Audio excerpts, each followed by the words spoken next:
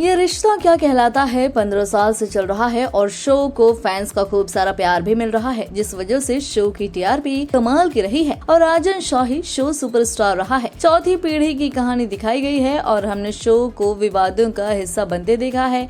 राजन शाही ने हाल ही में शहजादा धामी और प्रतीक्षा होनमुखे को उनके अनप्रोफेशनल बिहेवियर के लिए शो से बाहर कर दिया। ये एक बड़ा कदम था क्योंकि वो समृद्धि शुक्ला के साथ लीड में थे। इसके बाद रोहित पुरोहित और गर्विता साधवानी ने उनकी जगह ली। ये एक बड़ा विवाद बन गया और राजन शाही ने खुलासा किया कि कैसे शहजादा सेट पर बहुत अनप्रोफेशनल रवैया रखते थे। उन्होंने ये भी खुलासा किया कि शहजादा ने कर्मचारियों के साथ दुर्व्यवहार किया था और सभी को उन्हें सर कहने के लिए कहा था। मेकर्स ने यह भी कहा कि शहजादा कई रीटेक लेंगे। हाल ही में शहजादा ने अपने ऊपर लगे आरोपों पर भी खुलकर बात की। उन्होंने कहा कि सभी आरोप फर्जी हैं और उन्होंने अपनी परवरिश पर राजन शाही की बातों के बारे में भी बात की। उन्होंने ये भी कहा कि प्रोड्यूसर ने इंडस्ट्री में सभी से कहा था कि उन्हें काम ना दे। शहजादा ने ये भी शेयर किया कि सेट पर उनके रिस्पेक्ट के सिंबल के रूप में सेट पर एक्टर्स को राजन शाही के पैर छूने के लिए कहा गया था।